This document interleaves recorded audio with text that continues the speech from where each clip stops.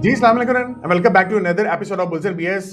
इस वीक में मार्केट को देखा जाए तो तकरीबन मार्केट ने बहुत ही ज़बरदस्त किस्म का रीबाउंड किया है। तकरीबन ऑलमोस्ट 9000 के पास तकरीबन ये क्लोज होने वाली है। एक आध घंटे में ये मार्केट हम फ्राइडे के दिन इसको रिकॉर्ड करें तो क्लोज ऑलमोस्ट 9000 प्लस पे होने वाली है। और ओवरऑल अगर आप ग्लोबल मार्केट्स को भी देखें तो काफ़ी हद तक सिनेरियो बेहतर नज़र आ रहा है। यूएस मार्केट जो है वो ऑल टाइम हाई पे है और रुकने का नाम ही नहीं ले रही, बेहतरीन परफॉर्म कर रही है। हमारा जो यूएस का पोर्टफोलियो है इटसेल्फ बहुत ज़बरदस्त परफॉर्म कर रहा है। आगे मैं आप लोगों को उसके रिजल्ट्स भी दिखाता हूं। फिर ओवरऑल अगर आप यूएस ईरान की वॉर की सिचुएशंस को देखेंगे तो हो ये रहा है कि एक दिन बुरी न्यूज आती है तो मार्केट थोड़ी सी नीचे आती है, लेकिन जब गुड न्यूज आती है तो मार्केट जो रिकवर करती है तो वो अपने जो हाईज होते हैं उसको भी ब्रेक करके ऊपर जा रही होती है। तो यहाँ पे कुछ सिनेरियो ऐसा ही लग रहा है कि मार्केट्स ओवरऑल ये प्रेडिक्ट कर रही हैं कि ये सेटलमेंट होने वाली है आगे, और सेटलमेंट जैसे भी होगी तो हमारी मार्केट्स हैं वो बेहतरीन इंशाल्लाह परफॉर्म करती रहेंगी। हमने ऑलरेडी आप लोगों को बहुत ज्यादा गाइड करते रहते हैं बुल्स एंड बीयर्स के ऊपर भी, किस तरीके से आप अपने पोर्टफोलियो को बिल्ड करें, किस टाइम पे आप डिफेंसिव में आ सकते हैं, सिक्लिकल में आ सकते हैं। जैसे कि लास्ट 2-3 वीक से हम आपको बता रहे हैं कि आप देखोगे कि आपके पास अगर बड़ी कंपनीज नहीं परफॉर्म कर रही होंगी तो छोटी कंपनीज के अंदर पैसा आना शुरू हो जाता है, इंस्टीट्यूशनल वैसे उसमें खेलता है। तो 2-3 वीक्स में वहां से बहुत जबरदस्त परफॉर्मेंस हो रही थी, लेकिन अब गोइंग फॉरवर्ड अगर बुलिश स्टांस रहा तो ये अच्छी वाली कंपनीज भी दोबारा से आप देखेंगे अच्छा परफॉर्म करना शुरू हो जाएंगे। ठीक है, अच्छा जो लोग नए ज्वाइन कर रहे हैं, वी नो के अप्रैल के महीने में भी रिकॉर्ड लोगों ने अकाउंट्स खुलवाए हैं for Pakistan stock market, which is a very good sign.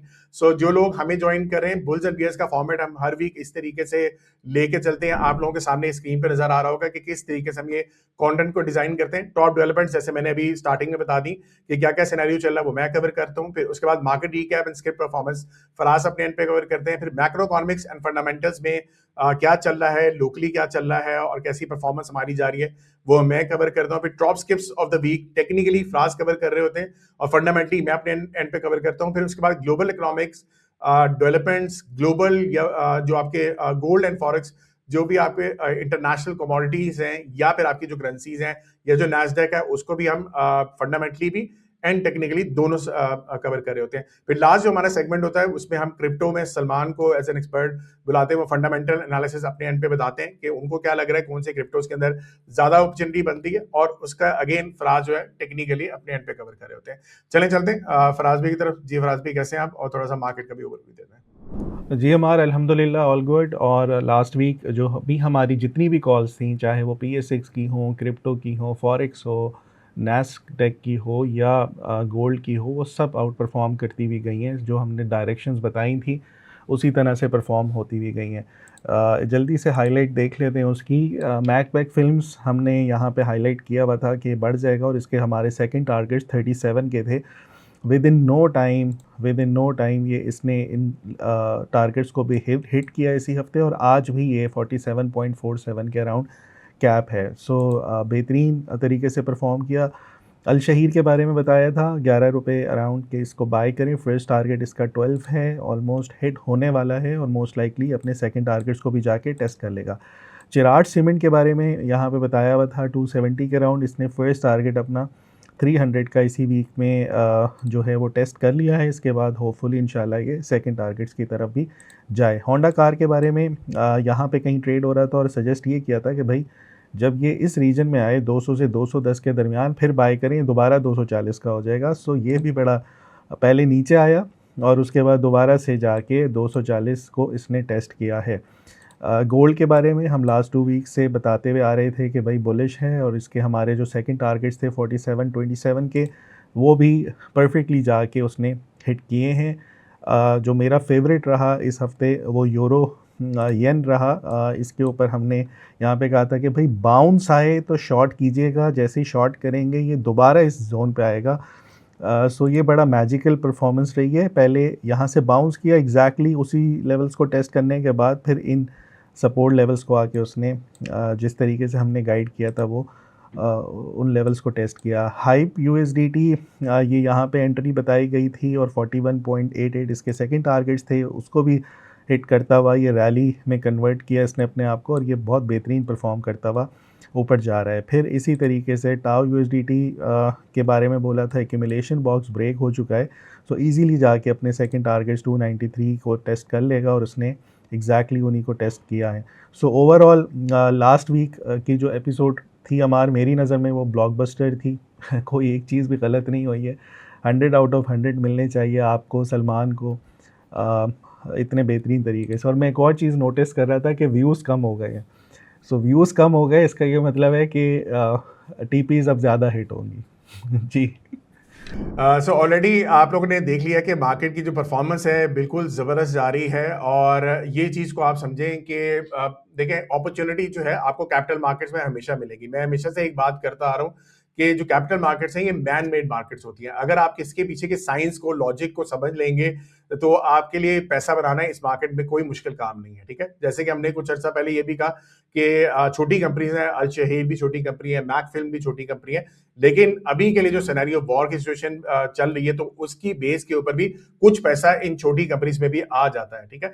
लेकिन गोइंग फॉरवर्ड वैसे अब सिनेरियो तो लग रहा है कि फंडामेंटली कुछ चीजें थोड़ी सी बेहतर हो तो रही हैं, तो आगे जो है हमारी मार्केट्स भी उसी तरीके से परफॉर्म करेगी।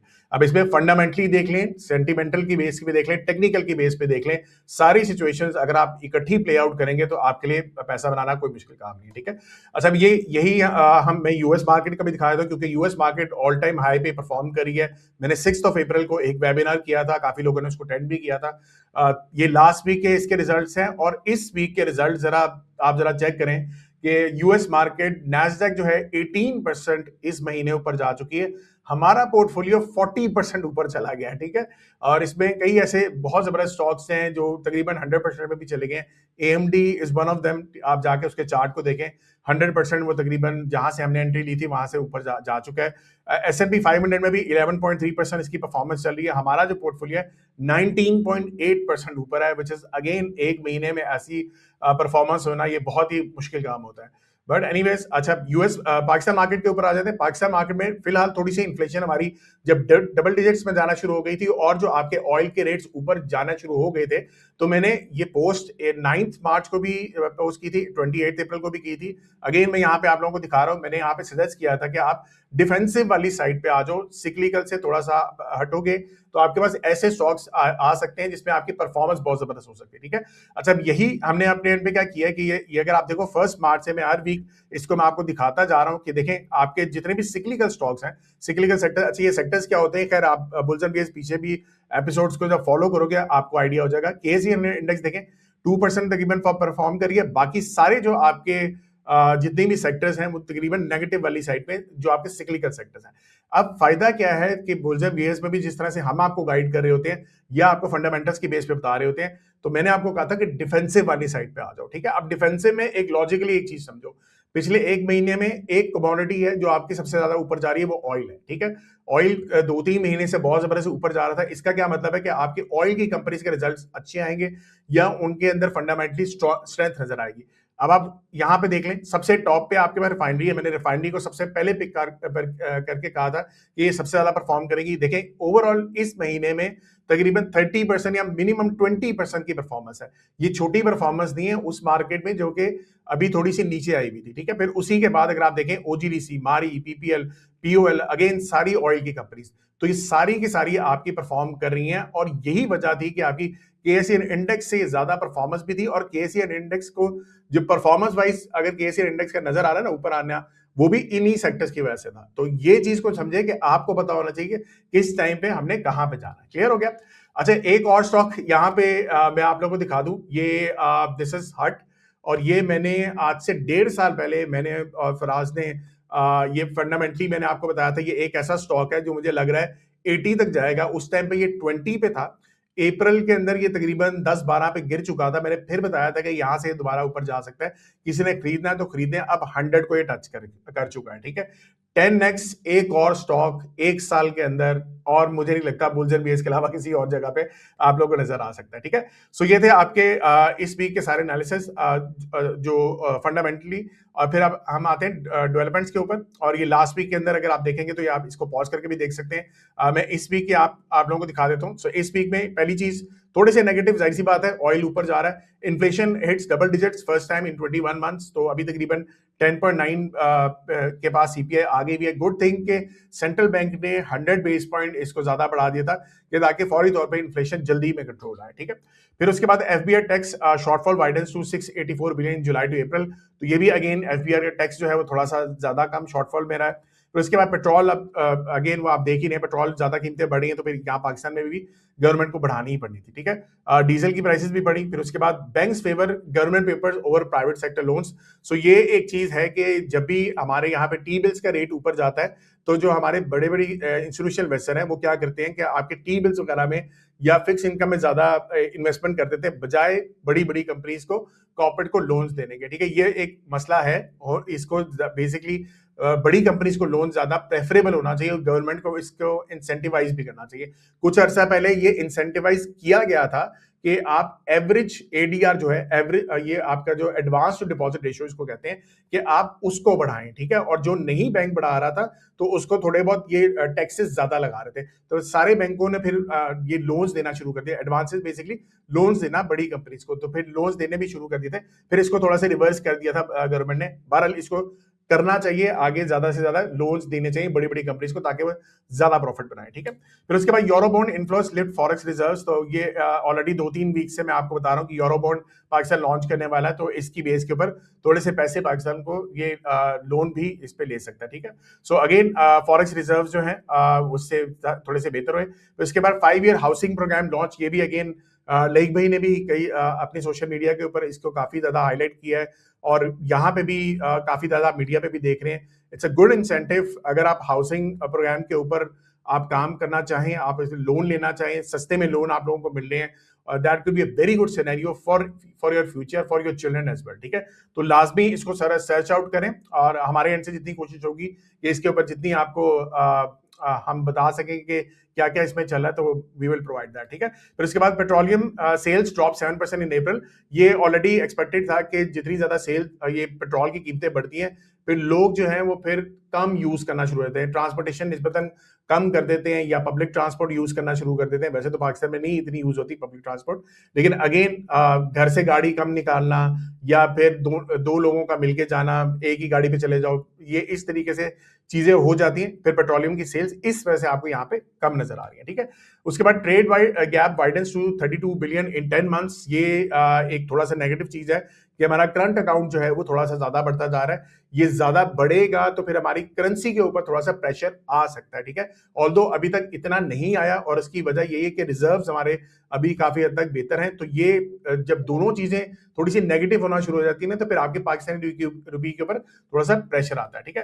फिर उसके बाद government to take up stalled $6 billion refinery upgrade today, तो ये एक कुछ अर्सा पहले हमने देखा था कि $6 बिलियन के ऊपर रिफाइनरी के ऊपर बहुत ज्यादा बात होना शुरू हो गई थी कि इसको दोबारा से अपग्रेडेशन के ऊपर बात चली थी, लेकिन अब चूंकि इसके ऊपर काम गवर्नमेंट ने नहीं किया था, इसको साइडलाइन कर दिया था, अब चूंकि क्राइसिस थोड़ा सा है ऑयल की वजह से, तो फिर गवर्नमेंट जाग गई है दोबारा से कि भाई इसको दोबारा से अपग्रेडेशन की जाए, ज्यादा बेहतर है, ठीक है। चलें, रिफाइनरी आउटपुट राइजेस टू 12.7%, ये एक्सपेक्टेड भी था कि ये आउटपुट ज्यादा इंक्रीज करेगी। April cement dispatches up 11% year on year, ये एक बड़ा अच्छा साइन है अभी तक कि अगर आपके सीमेंट जो है ऑयल की वजह से जो है परफॉर्मेंस अगर कंपनी वाइज स्टॉक्स नहीं कर रहे लेकिन फिर भी सेल्स हो रही हैं, सीमेंट्स अभी भी बिक रहे हैं, which is a good sign कि अगर आगे जाके सीमेंट्स में अगर स्पेसिफिक स्टॉक्स के अंदर आप थोड़ा सा डीपली जाएंगे तो हमें पता भी लग जाएगा कि कौन सी कंपनी इस टाइम कौन से ज्यादा सबसे बेनिफिट में है, ठीक है। उसके बाद चलते हैं, IMF orders Pakistan to cancel all fuel and electricity subsidies in next budget, तो ये थोड़ा सा एक्सपेक्टेशन भी थी कि आईएमएफ जो है थोड़ा सा प्रेशर डालेगा कि भाई आपके ऊपर प्रेशर आ रहा है, इन्फ्लेशन आ रही है, तो आप सब्सिडीज जो दे रहे हैं उसको थोड़ा सा कट डाउन करें, ठीक है। सो आगे बजट में देखेंगे कि ये क्या सिनेरियो होने वाला है। 1 जून से आपका ये बजट की भी अनाउंसमेंट होने वाली है। फिर उसके बाद new auto policy offers tax breaks government bills export of refurbished used cars. अच्छा, ये न्यू ऑटो पॉलिसी के ऊपर अगेन मैं डिटेल में जब भी इसके पूरी डिटेल आएगी तो हम इसके ऊपर एक प्रॉपर सेशन भी कर लेंगे कि ये क्या क्या पॉलिसी है और इससे क्या क्या इफेक्ट आ सकता है आपकी गाड़ियों की कंपनीज के ऊपर, ठीक है। Banking sector expand 17.8% in calendar year 2025। तो बैंकिंग सेक्टर हमारा बहुत रॉबस्ट रहा है, ये बहुत अच्छा साइन है फॉर आवर इकोनॉमी कि हम फाइनेंशियल इंस्टीट्यूशंस को बहुत अच्छा फोकस में रखते हैं। स्टेट बैंक ऑफ पाकिस्तान ये इसके ऊपर बहुत अच्छा काम करिए, ठीक है। फिर उसके बाद आ जाते हैं new investor accounts touch 25,000 in April which is a very good sign. ये मेरे ख्याल से आई थिंक रिकॉर्ड है कि इस महीने में सबसे ज्यादा अकाउंट जो है, इन्वेस्टर अकाउंट जो है, अपने एंड पे यहाँ पे खुले हैं, ठीक है। सो अगेन आई होप के जो सरमाया जो है ये आपको बुल्स एंड बियर्स काफी हद तक आपको हेल्प कर रहा होगा in your trading and investing journey, ठीक है। इसके बाद आ जाते हैं एनआरएल जो है flips profit in 9 month physical year 2026। तो ये अच्छा साइन है कि आपके नेशनल रिफाइनरी जो है वो ज्यादा उसके प्रॉफिट में आ रहा है। वैसे भी हमने बात की थी कि आपकी रिफाइनरीज जो है इस टाइम बहुत अच्छा परफॉर्म करेगी, तो ऑलरेडी वो हमें नजर आ रहा है, ठीक है। फिर उसके बाद Sitara petroleum IPO hits rupees 8.9 cap price within 10 minutes.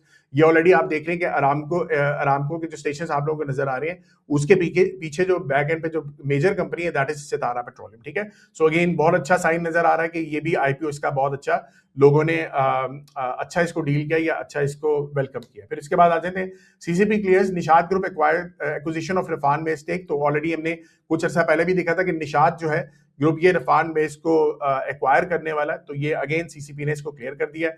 Next base fast cables completes unit consolidation aspects ₹100 million annual savings. तो ये एक अच्छा साइन है कि जितनी ज्यादा आप कॉस्ट सेविंग करेंगे उतना ही आपके प्रॉफिट बनने के चांसेस ज्यादा होते हैं। Sazgar produces 2500 three wheelers and 2537 four wheelers in April 2026। तो सासगर के ऊपर बहुत ज्यादा इंपैक्ट नहीं आया ऑयल की प्राइसेस का, क्योंकि गाड़ियां अच्छी बना रहे हैं, अच्छी हेवल उसकी बिक रही है।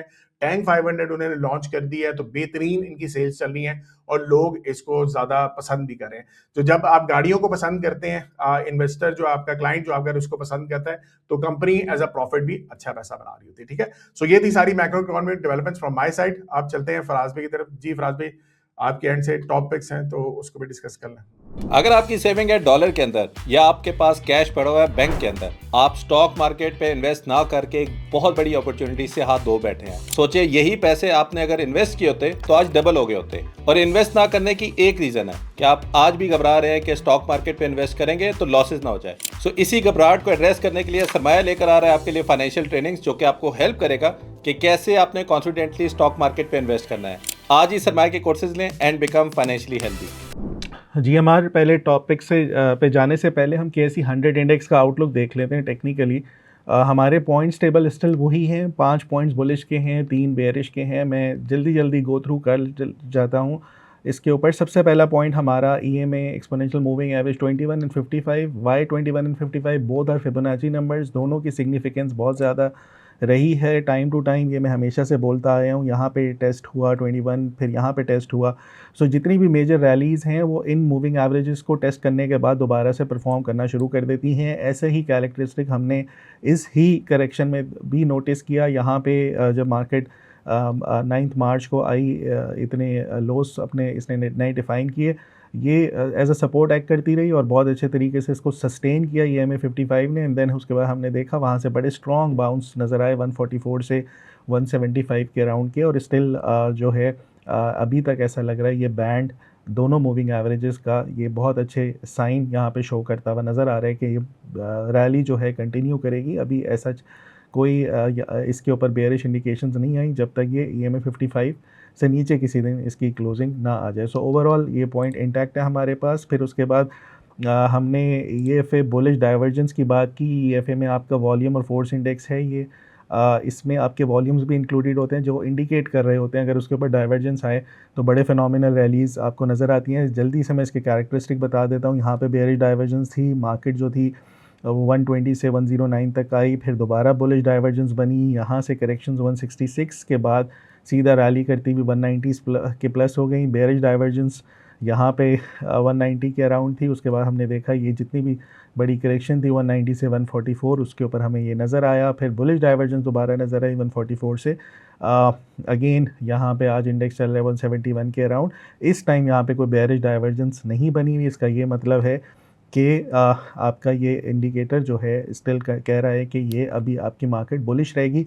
लास्ट वीक अगर आपको याद हो यहाँ पे कहीं ये था, तो मैं कह रहा था कि EFI अपनी सपोर्ट पर है, एग्जैक्टली उसी को टेस्ट किया और उसके बाद देखा हमने इस वीक बड़ा अच्छा स्ट्रॉन्ग बाउंस नज़र आया। उसके बाद हम वीकली क्लिंगर क्रॉसओवर की अगर हम बात करें, क्लिंगर की सिग्निफिकेंस भी बता दूं, when ever it crosses weekly moving averages on Klinger, so it shows बहुत ज़बरदस्त सिग्निफिकेंस रैली हमें नज़र आई, यहाँ पे नज़र आई, यहाँ पे नज़र आई। ये जो एरोज़ नज़र आ रहे हैं आपको, ये 70,000 से 1,10,000, फिर यहाँ से इंडेक्स जो था दोबारा से 90 से सीधा चलता हुआ 166 हुआ इन क्रॉसओवर्स के ऊपर। ये जो अभी बेयरिश इंडिकेशन हमें यहाँ पे नज़र आई थी 190 से जो करेक्शंस थी, उस पे भी ये परफेक्टली परफॉर्म करता हुआ नज़र आया।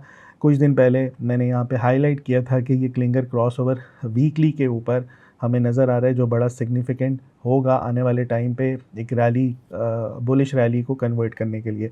सो यहाँ पे हमने देखा लास्ट वीक अगेन मैंने ये बताया था कि ये मेक और ब्रेक सिचुएशन पर है, दोबारा से रीटेस्ट हो रहा है बाय मंडे और ट्यूसडे। ये मेरे वर्ड्स थे कि अगर मार्केट बुलिश होती है, जो कि हो सकती है, और उसके बाद हमने देखा कि डेली के ऊपर भी ये क्रॉस ओवर कर गया, जो अच्छा इंडिकेशन है। इसका ये मतलब है कि हमारा ये वाला पॉइंट स्टिल वैलिड है। यहाँ पे हमने इस पॉइंट पे देखा था बुलिश डाइवर्जेंस आई हुई थी RSI के ऊपर, उसके बाद मार्केट यहाँ से परफॉर्म कर गई। ये जितने पॉइंट्स हैं ये कोई आम टेक्निकल एनालिस्ट आपको शायद ही बता सके। सो यहाँ पे higher highs and higher lows still trend कर रहे हैं, और हमने हायर लो हमारा लास्ट वीक सस्टेन हो गया, बहुत अच्छा साइन है। लग ऐसे रहा है कि आने वाले टाइम पे ये जो हाइज़ हैं 175 वाले, जो कि इस गोल्डन पॉकेट की रिट्रेसमेंट, बेरिश रिट्रेसमेंट की गोल्डन पॉकेट के अंदर रेजिस्टेंस के तौर पे एक्ट कर रहे हैं, शायद जल्दी ब्रेक होते हुए नज़र आ जाएं। बेरिश पॉइंट्स पे बात करें तो यहाँ पे एक गैप बना हुआ है। अगर मार्केट नेक्स्ट वीक कहीं कोई नेगेटिव र्यूमर के ऊपर या न्यूज़ के ऊपर कहीं इधर आ जाती है, तो मेरे ख़्याल में अगेन ये एरिया होगा बाय करने का, जो कि बन रहा है 165 से 167 के around. So buy on dip वाली स्ट्रैटेजी पे फ़िलहाल रहना चाहिए। और जो हमारे कैटलिस्ट हैं, ऑब्वियसली सीज़ फायर के जो एग्रीमेंट्स होंगे वो बहुत मैटर करते हैं US और ईरान के। यहाँ पे मैं एक चीज़ बता दूँ कि मुझे ये लग रहा है, मेरी पर्सनल वो है, जितनी भी जब भी मार्केट्स परफॉर्म करती हैं वो हमेशा ऐसे होती हैं, चाहे कोविड का टाइम हो या और जब भी इस तरह की करेक्शंस आती हैं, मुझे ये लग रहा है कि मार्केट इसी तरीके से बग़ैर डील हुए higher highs and higher lows लगाती रहेगी। जब पॉजिटिव खबर आएगी नया हाई बन जाएगा, जब वो कहेंगे कि डील होने में टाइम है, अभी हम इन पॉइंट्स पे एग्री नहीं करते, मार्केट करेक्शन लेगी, हायर लो बनाएगी, फिर दोबारा हायर हाई बनाएगी, और जिस दिन आपका ये डील एग्रीमेंट साइन हो गया उस दिन मार्केट 1-2 दिन तक बहुत अच्छा परफॉर्म करेगी। उसके बाद शायद टॉप लग जाए मार्केट का, टेम्परेरी टॉप। और क्योंकि बहुत से रिटेल ट्रेडर्स उस टाइम बैठे होते हैं मार्केट को ख़रीदने के लिए कि अब सब कुछ अच्छा हो गया, तो जब सब कुछ अच्छा हो जाता है वो टाइम होता है आपका बेचने का। जितने भी स्मार्ट इन्वेस्टर्स होते हैं वो बेचेंगे, शायद मैं भी बेच दूं उस टाइम के ऊपर। So buy on negative news and sell on, क्या कहते हैं, जब मेचोरिटी हो रही है उस न्यूज़ के ऊपर, या buy on rumours and sell on news, इस तरह की कहानी होती है। सो हमेशा मार्केट्स ऐसे ही चलती भी आई हैं और ऐसे ही चलती रहेंगी। सो इतना आसान नहीं होता इन्वेस्टमेंट की अच्छी अच्छी ख़बरों पे आप बाय कर लें तो फ़ौरन ही वो मार्केट हमेशा फ्यूचर देख रही होती है। सो मोस्ट लाइकली जिन लोगों ने नीचे इस जगह पे 144-45 पे ख़रीदा है वो ज़रूर इधर जब भी न्यूज़ आती है ये वाली कि भाई एग्रीमेंट हो गया है, उधर वहाँ पे कहीं ना कहीं प्रॉफिट बुक होता हुआ नज़र आएगा मार्केट में। सो अभी जब भी ये नई डील साइन हो रही है और ये आपकी कोई भी नेगेटिव वो आती है न्यूज़, तो उसके ऊपर हमेशा बाय करना चाहिए, और उस पर कि जब डील साइन हो तो आप फ्यूचर में प्रॉफिट बुक करेंगे। सो ये एक इम्पॉर्टेंट पॉइंट यहाँ पे, ये मेरा पर्सनल व्यू है भाई। अगर आप लोग इससे सेटिस्फाइड नहीं है या एग्री नहीं करते, इट्स अप टू यू। आप अपनी रिसर्च के मुताबिक, अपने जहन के मुताबिक काम करें, कोई ज़बरदस्ती नहीं है आप लोगों पर। अच्छा, इसी तरीके से second tier, third tier stocks market में बहुत वॉल्यूम्स हैं, मार्केट ट्रेडेबल है, डेली मार्केट आपको अपॉर्चुनिटीज़ दे रही है। मार्केट में ट्रेडिंग अपॉर्चुनिटीज़ बहुत ज़्यादा हैं। सो आप लोग जो भी हम ट्रेड्स बता रहे हैं या आप लोग कहीं से भी देख रहे हैं, एसएल लगा के ट्रेड करें तो बहुत अच्छे आपके रिजल्ट्स रहेंगे। सो इसके अलावा एक और पॉइंट जो हम कैटलिस्ट के तौर पे देखते हैं वो T+2, ये मैं काफ़ी टाइम से डिस्कस कर रहा हूँ। नेक्स्ट वीक मैं इसके ऊपर कोई कोशिश करूँगा अपडेट दे सकूँ कि क्या हालात और वाक़यात इसके ऊपर चल रहे हैं। अभी हम वापस T+2 पे जाएंगे या स्टिल T+1 पे रहेंगे। सो देखते हैं कि क्या होता है इसके ऊपर। सो ओवरऑल मार्केट बुलिश है, बाय ऑन डिप। कोई भी करेक्शंस आती हैं सो अपॉर्चुनिटी है बाइंग की। जी अमार। परफेक्ट हो गया। तो ऑलरेडी आपने देख लिया कि किस तरीके से हमारी जो प्रेडिक्शंस है या जो हम अंडरस्टैंडिंग ऑफ आवर नॉलेज जो होती है वो हम आप लोगों के साथ शेयर कर रहे होते हैं। इसी तरीके से अगेन हमने जो सरमाया की वेबसाइट को बिल्ड किया हुआ है, इसी चीज को डिजाइन करते हुए बिल्ड किया हुआ है कि फंडामेंटल्स को आप कैसे देखें, इंस्टीट्यूशनल इन्वेस्टर को कैसे देख सकते हैं। जैसे मैंने आपको डिफेंसिव सेक्टर का, सिक्लिकल सेक्टर की परफॉर्मेंस दिखाई, ये भी अगेन पीछे बैक एंड पे फंडामेंटल सिमिलर होते हैं कि किसकी बेस, इस चीज के बेस के ऊपर आप कैसे इसको एनालाइज कर सकते हैं। ठीक है, अच्छा ये अगेन सरमाया की वेबसाइट हमने बहुत ही मेहनत से बनाई हुई है। हमारी बैक एंड पे जो टीम है, लईक भाई जो इसको लीड कर रहे हैं, बहुत ही मुश्किल से इन चीजों को डिजाइन किया जाता है। This is one of the tools जो मैं आप लोगों को दिखाना चाह रहा हूं ताकि आप लोग थोड़ी सी इसकी अहमियत को समझें। ये म्यूचुअल फंड्स आपके वो इदारे होते हैं जो आप लोगों से पैसे लेके आपके बिहाफ के ऊपर इन्वेस्टमेंट कर रहे होते हैं। ठीक है, और ये बेसिकली जाहिर सी बात है, इनके पास बिलियंस ऑफ रुपीज होते हैं, तो ये जहां पे भी इन्वेस्टमेंट करना चाहेंगे कर रहे होंगे वो एक सोच समझ के करते हैं। ठीक है, सो यहाँ पे अगर आप देखो ये म्यूचुअल फंड्स फेवरेट एक टैब हमने यहाँ पे बनाया हुआ है। अगर मैं इसको क्लिक करके आप लोगों को दिखा दूं तो इस तरीके से आपके पास ये एक पेज खुल जाता है। ठीक है, वैसे तो सरमाया की वेबसाइट, सरमाया यूट्यूब चैनल के ऊपर लेक मैंने इसको बहुत डिटेल में बनाया हुआ है, आप वो भी वीडियो देख लीजिएगा। लेकिन यहाँ पे बताने का मकसद ये है कि जिन लोगों ने नहीं देखी हुई, थोड़ी सी इस चीज को अंडरस्टैंड करें कि ये देखें टॉप पे जो सबसे ज्यादा जिस स्टॉक के अंदर इस टाइम पे इन्वेस्टमेंट जो सबसे ज्यादा म्यूचुअल फंड कर रहे हैं, ओजीडीसी नंबर 1 पे है 101, पीपीएल नंबर 2 पे है 94, फिर आपके एफएफसी जो है 94 तकरीबन म्यूचुअल फंड्स ने इसमें इन्वेस्टमेंट की हुई है। ठीक है, और इसी तरीके से आपको यहाँ पे वैल्यू वाइज भी नजर आ रही है कि कितनी वैल्यू जो है इसकी इन्वेस्टमेंट यहाँ पे चल रही है। ठीक है, टोटल शेयर्स बॉट ये भी आ रहे हैं, फिर उसके अलावा जो टोटल फंड्स इन्वेस्टेड वो देखेंगे यहाँ, जैसे एफएफसी बढ़ता जा रहा है, फिर अगर ओजीडीसी को देखा जाए ये भी तकरीबन पिछले 6 महीने से बढ़ता जा रहा है। और अगेन इसकी डिटेल्स अगर आप खोल के देखेंगे तो इसमें एक एक मंथ का भी डेटा हमारे पास यहाँ पे नजर आ रहा है। अब यहाँ पे देखें कितनी मजेदार चीज है, मारी के अंदर तकरीबन 7 म्यूचुअल फंड्स ने मजीद इन्वेस्टमेंट की, सिस्टम्स ने तकरीबन 6 मजीद इन्वेस्टमेंट की। जैसे कि मैंने ऑलरेडी आप लोगों को बताया कि मैं जैसे ऑयल में थोड़ा सा बुलिश हूं क्योंकि ऑयल परफॉर्म कर रहा है। तो अगर आप देखो मारी के अंदर इन्वेस्टमेंट ज्यादा हो रही है। फिर एक और स्टॉक देखें, एंग्रो के अंदर 18 म्यूचुअल फंड्स ने इसमें एंट्री ली है, which is again a very very good sign. और ये एक सिनेरियो हमारे लिए काफी हद तक बेहतर है। इसी तरीके से अगर आप यहाँ पे देखें ईयर 2026 का डाटा भी हमारे पास यहाँ पे नजर आ रहा है। और अगर आप ईयर 2025 लेट्स सपोज देखना चाहते हैं तो कितना मजेदार किस्म का यहाँ पे डाटा आपको नजर आ रहा है। ये ओजीडीसी का मैंने अभी आपके सामने खोला था। म्यूचुअल फंड्स ने टोटल कितनी इन्वेस्टमेंट की हुई है, 23% ओजीडीसी के अंदर इन्होंने इन्वेस्टमेंट की हुई है। ठीक है, हर महीने कितने फंड्स यहाँ पे देखें, 88 फंड्स हैं, फिर उससे पहले भी 88 थे। लेकिन आपकी जो ओवरऑल है इन्वेस्टमेंट देखें आहिस्ता आहिस्ता बढ़ भी रही है क्योंकि स्टॉक भी परफॉर्म कर रहा है। शेयर्स जो हैं देखें, पहले 14.42 करोड़ शेयर्स थे, अब जो है वो तकरीबन 15.04, यानी कि इसमें भी इजाफा नजर आ रहा है। सो ये है फायदा यूजिंग डाटा, और डाटा की बेस के ऊपर भी यहाँ से आप कंफर्मेशन भी कर सकते हैं कि कौन से फंड्स के अंदर म्यूचुअल फंड्स हैं वो किस किस स्टॉक्स के अंदर ज्यादा एंट्री दे रहे हैं। जी बैक टू फराज, और जो हमारी टॉपिक्स हैं उसको भी हम डिस्कस कर लेते हैं। स्कूल ने मुझे हिस्ट्री, ज्योग्राफी, साइंस तो सिखा दी, लेकिन बिल कैसे भरना है, रेंट कैसे पे करना है, ये नहीं बताया। सुनने में अजीब लग रहा है? जी बिल्कुल। तो सरमाया लाया है कुछ अलग, ऐसा कोर्स जो कि सिर्फ बच्चों के लिए है, जो उनको सिखाता है ज़िंदगी में असल काम आने वाली चीज़ें, जैसे कि बजट बनाना, बचत करना, सरमायाकारी करना। सिर्फ थ्योरी नहीं बल्कि रियल लाइफ स्किल्स जो उनका मुस्तकबिल संवार दे। तो शुरू करते हैं आज से। जो स्कूल छोड़ देता है वो हम सिखाते हैं। जी हमार सबसे पहली जो टॉपिक है वो मिलर ट्रैक्टर्स है। इसको हमने देखा है कि इस वीक में बहुत अच्छे तरीके से परफॉर्म करता हुआ नज़र आ रहा है। डेली के ऊपर अब इसने ट्रेंड करना शुरू किया है। पहला हायर हाई बना 536 एंड देन हायर लो 503, दोबारा से 565, फिर 520 एंड देन फिर दोबारा बढ़ता हुआ 577 आज का हाई लग रहा है। सो इसको करेक्शंस में या थोड़ा सा डिस्काउंटेड प्राइस मेरे लिए, अगर ये 550s 558 इतने इस रीजन में 8-9 रुपये में मिलता है, मैं इसको अटैम्प्ट करूँगा, बाय करूँगा। 502 इसका एसएल होगा, उसके बाद जितना रिस्क है उतना रिवॉर्ड लें। अगर आप 50 रुपये का रिस्क ले रहे हैं तो 50 का ही रिवॉर्ड लें। 550 से 600 फर्स्ट टारगेट रखें, 650 सेकंड टारगेट रखें। लेकिन यहाँ पे इस पे ये तो आपकी हो गई स्विंग ट्रेड जो शॉर्ट टर्म करना चाहते हैं। लेकिन यहाँ पे अगर हम इसको नोटिस करें चार्ट के ऊपर, इसके अंदर बहुत बड़ी एक्यूमुलेशन चल रही है लास्ट ईयर मार्च से, और ये कंसोलिडेशन हमें बड़ी स्ट्रॉन्ग होती हुई नज़र आ रही है। अगर ये आने वाले टाइम पे 600 को ब्रेक कर जाता है, सो इस कंसोलिडेशन के जो टारगेट्स बनते हैं वो 740 के अराउंड के बनते हैं। और इस एक्यूमुलेशन में ज़ाहिर है काफ़ी दफ़ा इसने डिविडेंड्स भी दिए, वो भी एडजस्ट हुए, और जितनी मार्केट प्रेशर में रही है इसने अपने आप को उतने बुरे तरीके से नहीं नीचे फेंका। ओवरऑल ये साइडवेज रहा, कंसोलिडेशन में रहा, और अब ऐसा लग रहा है कि आने वाले टाइम पे इसका ये बॉक्स ब्रेक हो जाएगा और ये फिर अच्छी बड़ी रैली में कन्वर्ट होता हुआ नज़र आए, जो 740 के इसके टारगेट दे दें। सो स्विंग के लिए 50-60 रुपये की ट्रेड कर सकते हैं यहाँ से, और अगर आप कंसोलिडेशन बॉक्स की राइड लेना चाहते हैं तो मेरे ख्याल में 200 प्लस इसको यहाँ से फर्दर अपनी प्राइस से बढ़ना चाहिए।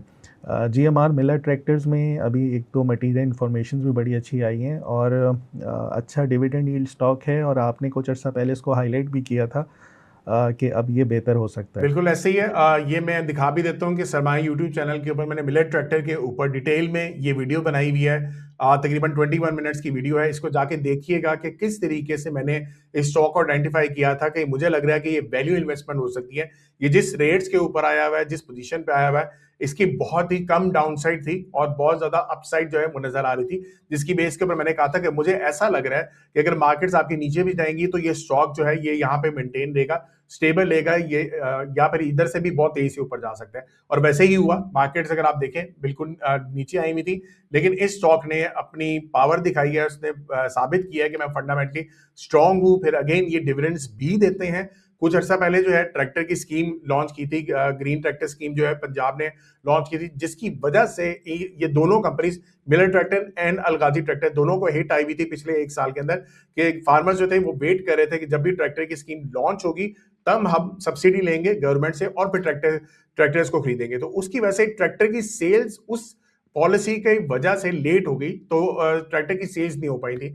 इसी वजह से नीचे आया हुआ था, और मिलर ट्रैक्टर की जो टोटल सेल्स थी वो तकरीबन 18,000 तक आ गई थी, यानी कि ये लोएस्ट थी इन 20 ईयर्स। ठीक है, और ये ज़हन में रखें, इतनी पॉपुलेशन बढ़ रही है और अगर आपकी ट्रैक्टर की सेल्स लोएस्ट हो इन 20 ईयर्स तो इसका मतलब यही है कि यहां से इसको बढ़ना ही चाहिए। ठीक है ना, तो ये छोटी छोटी चीजें होती हैं, लॉजिकल चीजें, इसको समझ के आपको इन्वेस्टमेंट करनी चाहिए। ठीक है, अच्छा यहाँ पे नंबर वाइज आ जाए, देखें स्टेबिलिटी वाइज बहुत जबरदस्त ये स्टॉक है। मतलब ग्रो अगर नहीं भी कर रहा था, रेवेन्यू नहीं बढ़ा, लेकिन स्टेबिलिटी वाइज इसकी काफी हद तक चीजें ठीक है। टोटल डेट वैसे अब ये काफी ज्यादा इसका बढ़ चुका है। ये इसकी रीजन यही है, एक साल से ये देख रहे थे कि अगर हमारी ट्रैक्टर की सेल्स नहीं हो रही तो हम किसी तरीके से कर्जा लेके जो है वो अपने इन्वेंट्री को मेंटेन रखेंगे।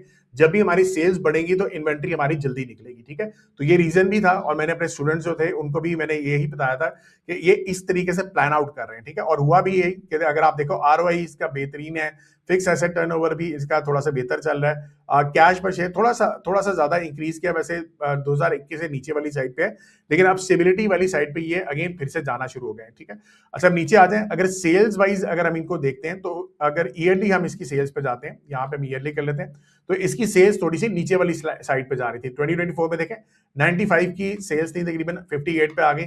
सो ये डिक्लाइन एक्सपेक्टेड था कि नीचे आएगा, लेकिन जो मेजर चीज है, अच्छा अर्निंग्स को भी देख लेते हैं। अर्निंग्स भी देखें 52.63 से 37 पे आ गई थी। ठीक है, अब यही चीज अगर मैं क्वार्टरली आऊं, जब ये मैंने वीडियो रिलीज भी की थी, मैंने आपको कहा था कि यहां से अब इसको बढ़ना चाहिए। तो अगर आप देखो रेवेन्यू जो है Q1 से 7.7 बिलियन से तकरीबन 20 बिलियन पे Q2 गया, और Q3 जो है 17 बिलियन पे आया। तो इट मींस कि थोड़ा सा रेवेन्यू भी बढ़ा है। और अगर आप ईपीएस को देखो तो 2.9 से ईपीएस बढ़ के तकरीबन 15.3 पे ईपीएस आ गई। ठीक है, तो ये सिनेरियो चल रहा है, लेकिन यहाँ कर्जे की बेस पे कर रहे हैं, वो एक थोड़ा सा कंसर्न आता जरूर है, लेकिन समझ के करें कि कर्जा क्यों लिया जा रहा है, इन्वेंट्री को मेंटेन करने के लिए। ठीक है, सो ये इनका काम है। फिर उसके बाद अगर इनका देखा जाए, इनकी पार्टनरशिप है मैसी फर्ग्यूसन, एक कंपनी है जो कि बैक एंड पे ये ट्रैक्टर्स बनाती है, और उनके साथ इनकी जब पार्टनरशिप हुई है तो रिसेंटली इन्होंने अब ये किया है कि एक्सपोर्ट ये करना ये अफ्रीका को भी एक्सपोर्ट कर रहे हैं, मैक्सिको को भी कर रहे हैं, श्रीलंका को भी कर रहे हैं, और इनके पास डाइवर्स रेंज है, हर किस्म के ट्रैक्टर्स ये बनाते हैं। 50 हॉर्स पावर से लेके 85 हॉर्स पावर तक ये ओवरऑल बना रहे होते हैं। 2 व्हील एंड 4 व्हील का इनका सेगमेंट्स भी है। ओवरऑल लोकलाइजेशन इनकी 90% है, which is a very big thing कि जब भी खुदा ना खास्ता आपकी करेंसी डी वैल्यू होती है तो ये थोड़ा सा लोकलाइजेशन की वजह से प्रोटेक्टेड रहते हैं। फिर इसके अलावा अगर आप देखें सेल्स टैक्स रिफंड्स का इनका एक केस चल रहा था ट्रैक्टर्स का बहुत अरसे से, तकरीबन 7.59 बिलियन रुपीस है, छोटी अमाउंट नहीं है, वो पेंडिंग था गवर्नमेंट से। अब जो है वो रिसेंटली हाई कोर्ट के अंदर इन्होंने केस जीत लिया हुआ है, लेकिन अभी तक जो है इनको पैसे वो वसूल अभी तक नहीं हुए हुए। ठीक है, तो ये चीज को ध्यान में रख के चलें। सारे फैक्टर्स काफी हद तक इसके पॉजिटिव वाली साइड पे थे, और अगर आप इसको लॉन्ग टर्म के लिए होल्ड करना चाहते हैं, ब्लू चिप कंपनी है, आप कर सकते हो। जी, बैक टू फराज। अच्छा, नेक्स्ट है हमारा पीएसओ, और पीएसओ के ऊपर हमने देखा बुलिश डाइवर्जेंस के बाद lower highs and lower lows बन रहे थे, लोअर हाई ब्रेक हुआ, उसके ऊपर ट्रेड किया 390s के अराउंड, दोबारा रिट्रेस होता हुआ 350 पर है। अब यहाँ पे गैप बना के गया हुआ था 356 के अराउंड। मेरे ख्याल में 350 और 355 ये रीजन बनता है, यहाँ पे आए तो बाय करें with the stop loss of 323। So first target इसका 390 का, एंड देन सेकंड टारगेट 430 का इसका बनता है। ये ऑलमोस्ट सेम पैटर्न पे जिस तरह KSE 100 है वो भी इसी तरह ड्रॉप हुआ, 2 लोअर लोज बने, एक लोअर हाई ब्रेक हुआ, गोल्डन पॉकेट रेशो के ऊपर जाके रेजिस्टेंस बनी, रेजिस्टेंस से थोड़ा सा नीचे आया है। अब यहाँ पे गैप बना हुआ है, गैप के ऊपर अटेम्प्ट करने की कोशिश करें। SL इसका 325 326 इतना बनता है यहाँ पे, और फिर इन टारगेट्स को एम करें जो 390 और 430 के बनते हैं। हमारे पीएसओ के आउटलुक्स क्या हैं, और अभी इसकी कुछ दिन पहले अर्निंग्स आई थी, उसके बारे में बताएं।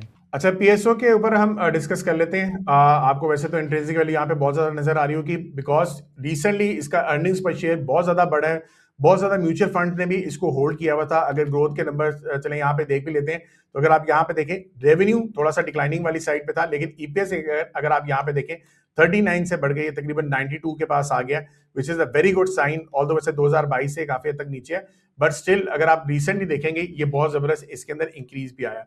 अच्छा, फंडामेंटली अगर बाकी चीजों को देखेंगे तो वैसे तो ये इसका रेवेन्यू बहुत ज्यादा होता है, प्रॉफिट मार्जिन जो है ये काफी हद तक इसमें कम चल रहे होते हैं।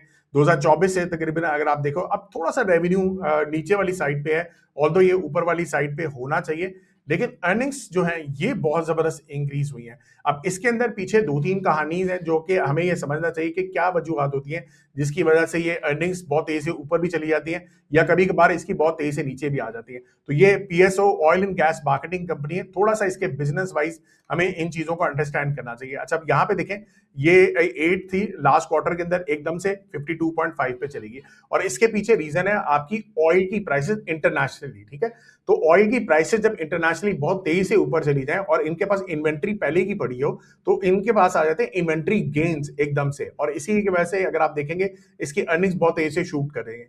तो पहले अगर आप देखो रिसेंटली इसकी परफॉर्मेंस भी बहुत अच्छी थी, लेकिन एकदम से भी अगर आप देखो 1-2 महीने से नीचे आई हुई है, डिस्पाइट द फैक्ट कि ऑयल ऊपर जा रहा है। क्योंकि रीजन ये है कि अगर आप वॉर सिचुएशन को देखेंगे, वॉर थोड़ी सी बेहतरी वाली साइड पे जा रही है, जब से सीज फायर की बातें हुई हैं, तो उसकी वजह से ऑयल का भी थोड़ा सा इंपैक्ट हल्का सा नीचे वाली साइड पे है।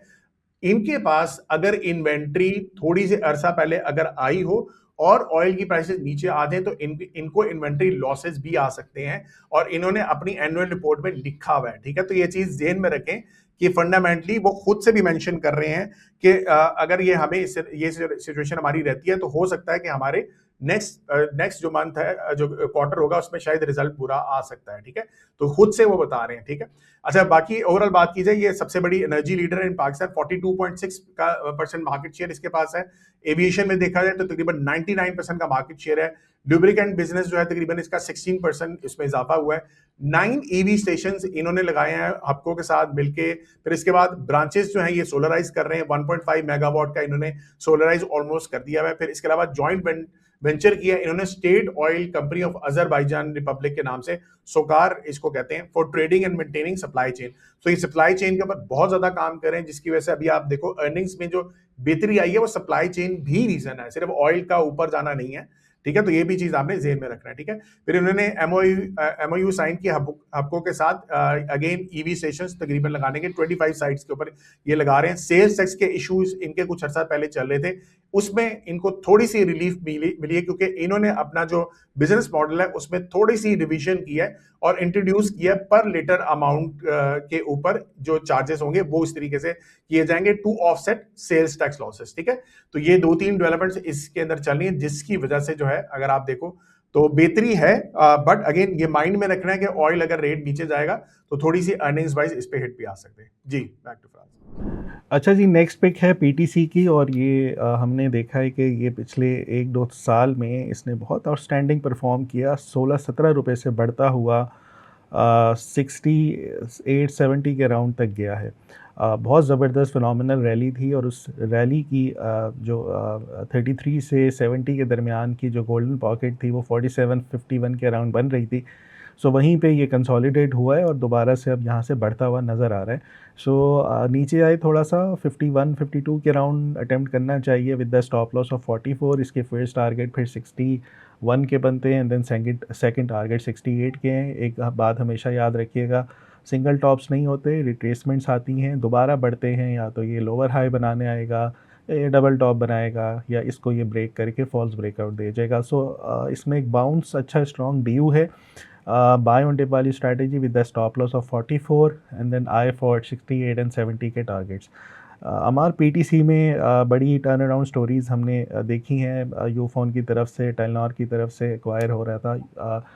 अब गोइंग फॉरवर्ड आपको लग रहा है कि ये सस्टेन करेंगे, इनकी अर्निंग्स भी इम्प्रूव होंगी, ये जिस तरीके से टेलीकॉम इंडस्ट्री में एक्सपैंड कर रहे हैं अपने आप? बिल्कुल ऐसे ही है।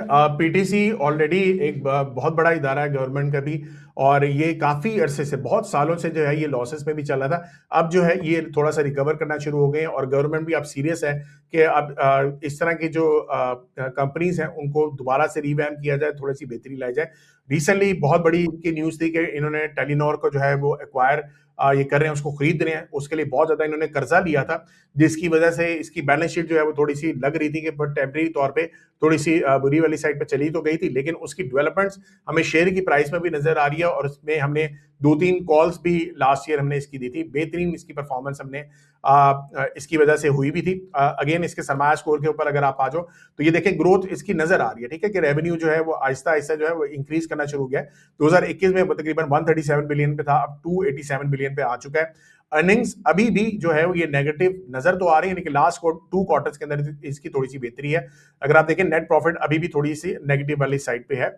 स्टेबिलिटी वाइज अभी भी थोड़ा सा आपको ये नेगेटिव स्कोर ही नजर आएगा, क्योंकि उसकी बहुत बड़ी रीजन यही है कि ये कर्जा बहुत ज्यादा ले रहे हैं। डेब्ट टू इक्विटी इनकी देखें बहुत ज्यादा बढ़ चुकी हुई है, लेकिन खैर गोइंग फॉरवर्ड वो इसको रिकवर जरूर करेगी। अगर आप सोचते हैं कि भाई बहुत ज्यादा अगर इसके मुझे लग रहा है कर्जा बहुत दिया हुआ है या मसले मसाइल हैं तो आप इसको अवॉइड करना चाहते हो, उसकी बेस पे कर सकते हो। लेकिन जो डेवलपमेंट नजर आ रही है कि जिस तरीके से इन्होंने टेलीनॉर को एक्वायर किया, आगे जो बेहतरी इसकी थोड़ी सी रिवैम्प चल रहा है, टर्न अराउंड चल रहा है, वो आपको यहाँ पे देखें नंबर्स वाइज में नजर आ रहा है। अगेन इनका लॉसेस हर ईयर जो है वो कम होते जा रहे हैं। फिर इसीलिए इसी तरीके से क्वार्टर में आ जाओ तो क्वार्टर लास्ट 2 क्वार्टर्स अगेन जो है ये आप प्रॉफिट वाली साइड पे आ गए। ये देखें ऑपरेटिंग प्रॉफिट पहले इसका पिछले क्वार्टर के अंदर नेगेटिव था, अब जो है वो अगेन ये प्रॉफिट वाली साइड पे आना शुरू हो गया। नेट प्रॉफिट भी again this is in profit वाली side.